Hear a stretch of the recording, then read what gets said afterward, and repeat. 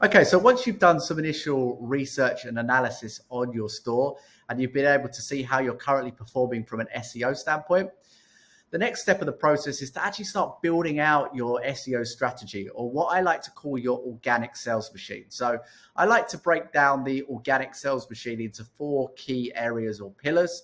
The first one being on-page SEO. So optimizing everything on your website or on page. Specifically with e-commerce stores, this mainly evolves around optimizing your collection and product pages. The second pillar is technical SEO, so fixing any technical issues that are currently going on your site and making sure that we're looking at these on an ongoing basis as well. So certain technical tasks may be looking at improving how well the site loads. So site speed optimization might be looking at seeing if there's any broken links on the site that need to be fixed. So these are a few examples of some technical SEO tasks that need to be looked at on an ongoing basis. The third pillar is your SEO content strategy, and traditionally this evolves around your blog, but this may be also creating guides or resources that are properly optimized around the right keywords to drive more traffic to your store. And then finally, the fourth pillar is still one of the most widely strongest ranking factors, which is building backlinks to your website, or the process of link building. Okay, so I'm going to, I'm going to go through each of these 4 pillars in a little bit more detail now. So the first one being on-page SEO and optimizing specifically your collection and product pages.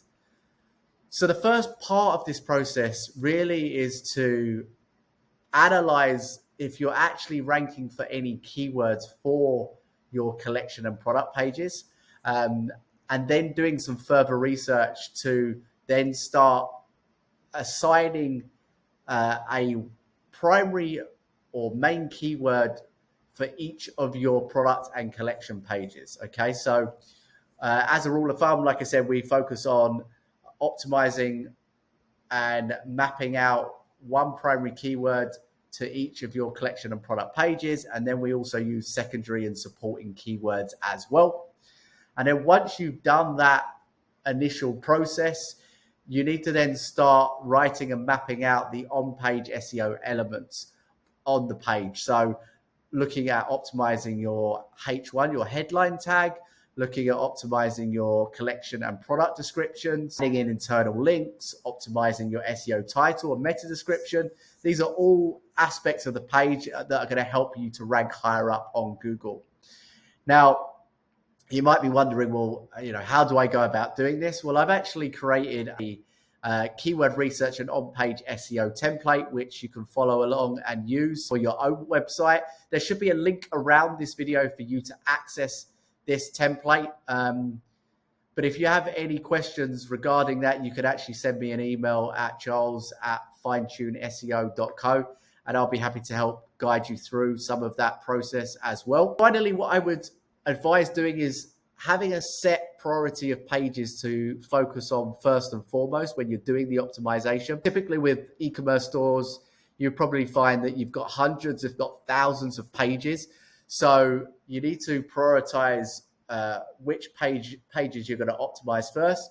I like to focus on pages that are already ranking either on the second or third page of Google for relevant keywords, because if you could actually optimize those pages first, then you can bump those rankings up to the first page of Google. Or we kind of work with, I would work with a client to see what products have a high AOV or demand or high profit margin, because we want to make sure that, you don't want to be optimizing for products and collections that aren't actually driving a lot of revenue for your business. You want to be focusing around, products that have got strong demand, or they're relevant and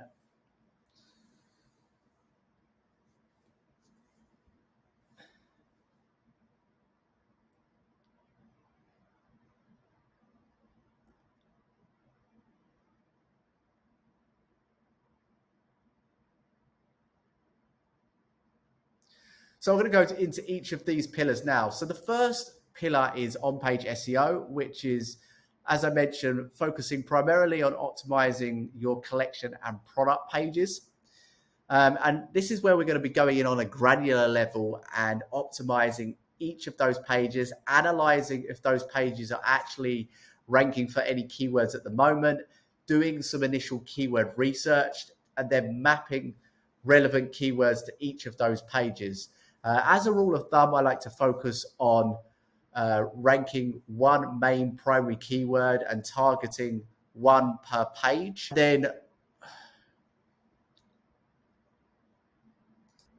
So the first pillar is on-page SEO. Now, with an e-commerce store, you're going to be spending the majority of your time optimizing your collection and product pages. If you're like many e-commerce stores, you've got hundreds, if not thousands, of collection and product pages. So we want to go in on a granular level and start analyzing each of these pages, seeing if they're actually ranking for any keywords at the moment, and then doing some further keyword research to start establishing what keywords you actually want to rank for your collection and product pages. Now, as a rule of thumb, I like to select one main primary keyword to target per page. And then you can also use some secondary and supporting keywords that relate to that primary keyword. But that's one rule that I always like to stick to. And then once you have your main primary keyword that you want to target for that page, you can then start to write and map out the on-page SEO elements and use that primary keyword within those elements. So, for example, adding the primary keyword to your H1, your headline on your page, adding it to your product or collection description, and also including that in your SEO title and your meta description as well. Now, you're probably wondering kind of like, how do you go about doing this? Obviously, I've provided you with a very brief overview of the different elements on that page. However, I've actually created a keyword research and on-page SEO template, which maps out all of these SEO elements and shows you how to do the keyword research and analyze each of your pages on your website. If you want to access this template, there should be a link around this video for you to click on that link. But if you have any further questions, then feel free to email me at charles@finetuneseo.co, and I'll be happy to kind of guide you through how to use the spreadsheet. So the next pillar of a solid SEO strategy is technical SEO. Now, I would always make sure that you're doing a thorough technical SEO audit at the start of your campaign and fixing any major issues at the beginning before you start layering on any other optimization work, such as your content strategy, link building, even the on-page SEO. But technical SEO with regards to e-commerce stores, there's going to be ongoing regular checks, and you want to make sure that you're reviewing that on a regular basis, especially given the sheer volume of pages that most e-commerce sites have. There's always technical issues that arise that you want to make sure that you get a handle on. Now, a few tools that I would recommend for doing technical SEO tasks and highlighting any issues would be Google Search Console, which is a free tool that you can use. But if you want to go into more detail, then there's tools like Screaming Frog, Sitebulb, Content King. These are all great website crawlers and auditing tools to establish if there's any major technical issues that are wrong with your website. In terms of kind of common e-commerce site issues or technical issues that I see, typically it's things like a non-clean URLs and complex URL structures. For example, your URLs are too long. You don't have the main primary keyword that you're targeting in your URL. You may have like hyphens and numbers. These are really difficult for Google to crawl. So that's a common thing that I see. And also duplicate content issues.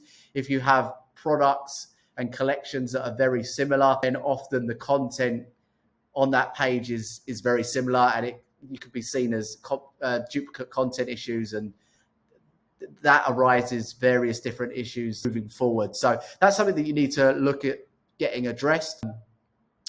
The other thing to look at is making sure you're doing regular site speed checks and making any improvements there. Obviously, if your website loads slowly, then that's going to have an impact on not only the user experience, but sales and also how well your site ranks. And then the other thing that I would look at implementing as part of a kind of technical SEO plan is making sure that you've got schema markup or what's called structured data implemented on your store. An example of structured data would be when you see a website that has star reviews underneath in search. So if I give you an example here, if we typed in horse riding equipment, you'll see the first link that shows up has got this star rating underneath it. Now that is structured data. And the great thing about that is that shows the user additional information about this page. And it's also more eye-catching than some of the other links. So if you're scrolling down Google, you're more likely to click on a link that shows the star rating than one that doesn't. So that's something that I would recommend looking to get set up. If you're not from a technical background, then there are some apps or Shopify apps specifically that you can install to start implementing that. And there's various forms of structured data that you can use. I obviously won't go into too much detail in this video now, but you can delve into that in a little bit more detail by doing your own research. There is actually schema.org, which shows you various different schemas that you can add to your store. And specifically with e-commerce stores, you want to be looking around the product schema. Okay. So moving on to the third pillar or third area of a successful SEO e-commerce strategy, which is building out your content plan, specifically around your blog or producing blogs, guides, and resources. What I would describe as your tofu or mofu content, which SEM Rush here nicely explains. So your top of the funnel content would be people that become aware of the problem that you can solve. So you'll want to be producing content that not only provides value, but helps solve a problem or really provides them with an education about your industry, which in turn is going to get that user more familiar with your brand and is more likely then going to buy your products. In terms of content, I always recommend producing at least 2 to 4 pieces of content as a rule of thumb. Obviously, the more quality content that you can produce, the better. One thing I would be wary of, though, is we've seen the emergence of AI content, and a lot of brands are starting to, cut down on writer cost in order to use AI content and produce content at mass. I would be wary of this mainly because Google are starting to clamp down on AI content, and they're making a lot of changes at the moment. However, if you are going to go down the route of AI content, I would couple that with actually using a writer basically to edit the content and make improvements and tweaks to it, and making sure that the content is accurate rather than just using AI and then publishing it on your website, which isn't likely to rank that well. One tool that I'd recommend is Content at Scale. I think they do a pretty good job of creating high quality AI content. Having said that, like I said, do be careful when you are using AI content. The Google are changing and updating their algorithm constantly to try and tackle the, just low quality mass AI content. So yeah, if you want to stay on the safer side, I would still hire a human writer to actually write content for your blog.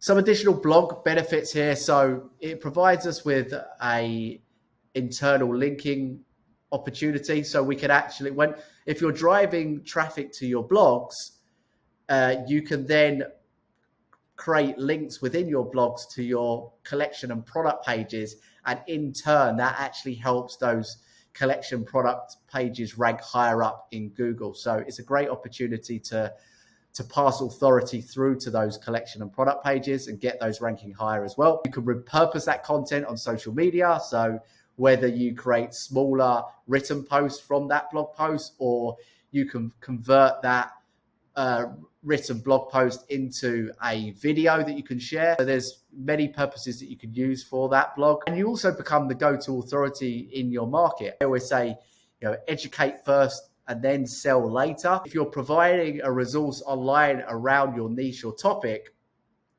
that people actually want to read on a regular basis, then eventually they see you as the authority in that field, and you're building more trust with your brand, and in turn they're more likely to go out and buy your products. And then finally, it's a great backlink opportunity. So we often find if you're producing high quality content, then other websites are going to naturally want to link to that piece of content as well. Thanks.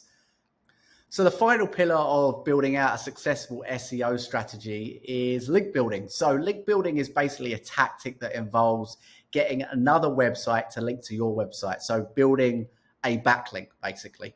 Now, link building has evolved a lot over the years. What used to work well now is probably deemed as spammy and is not actually going to have a positive impact on your rankings.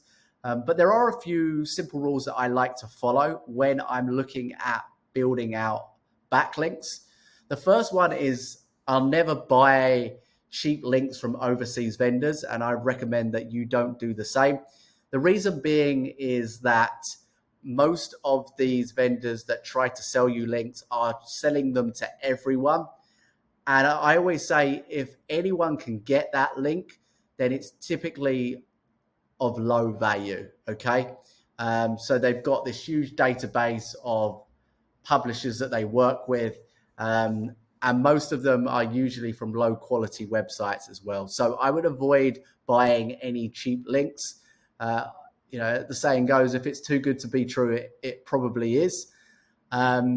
Secondly, I'd always analyze the site that you're getting a link from. So I would be looking at the content on that website. Is it of high value? Is it relevant to your niche? Ideally, you want to build links from websites that are within your niche or related niches. For example, if you have a gardening website or an e-commerce gardening website selling lawnmowers, then getting a link from a gardening blog would be a high quality, relevant link. Whereas if you're getting a link from a casino website, then it's completely unrelated to that niche. So that's going to be super important as well. I would also be looking at the link profile of the website that you want to get a link from. So do they have high quality backlinks themselves, or is 95% of their link profile spammy? If that is the case, then I would avoid getting a link from that website. And then finally, I'd always, when it comes to your link building strategy, you always want to see how you can provide value up front in order to get exchange for that link. Because if you're just asking for a link from a website, the chances are they're going to completely ignore you, because it provides no value to them for them to change a link or add a link to their website. So you have to look at what is your strategy there and what value are you providing up front to that publisher or website in order to get that link. Now, when it comes to your link building activities, I always suggest try and keep it simple. You want to be selecting just, I would say, one link building tactic and really go and hammer that one tactic first before then you start adding on additional tactics. So you want to master one first and then add on additional layers if you want to in the future. So the 4 that I would recommend are guest blogs. So writing a blog for another website, and then you're providing value to them, and in exchange you can add a link into that blog. Digital PR, reaching out. There are various websites where you can submit a feature to get in a publication. You might be responding on some commentary about a particular topic in your market. Niche edits is basically where the content of the page on another website stays the same, but you're basically just getting them to change the link within the article or page to point to your site. And this is usually the way that you could do this often is if that page is linking out to an old resource, you can create a more updated resource around that topic and then reach out to that site to say, look, we've created a better version. You're linking out to old, outdated information. Could you link out to us, basically? So in a nutshell, that's kind of how you do it. There are a few ways to optimize that process, but that is basically what a niche edit is. And then finally, podcast, which is actually one of my favorites, which is going out and getting featured on podcasts, because it not only makes you the go-to authority in your market, but it's a great link building opportunity. And I'll give you kind of an example here. So I actually run my own podcast called The Charles Travers Show. And I recently interviewed Patrick Kidd from Patrick's, and he basically runs a store that sells men's hair products. So when I'm basically publishing the podcast, I'm featuring it on Spotify, Apple Podcast. I'm putting it on my YouTube channel. I'm syndicating it across a number of different podcast websites. And in the show notes, I'm linking back to the guest's website. So now Patrick has got a number of backlinks because he went on my podcast. So for me, that's just an easy way to get and build backlinks, because it actually means less work for you. You can go out, you can get featured on a podcast, and then actually the podcaster is doing a lot of the link building for you. In terms of trying to build backlinks, I always suggest to aim for around 2 to 4 quality links per month, as a rule of thumb. But the more quality links you can build to your site, the better. But I'd always focus on quality over quantity. Okay. So that basically wraps up my SEO game plan for how you can optimize your e-commerce store to grow your organic traffic and online sales.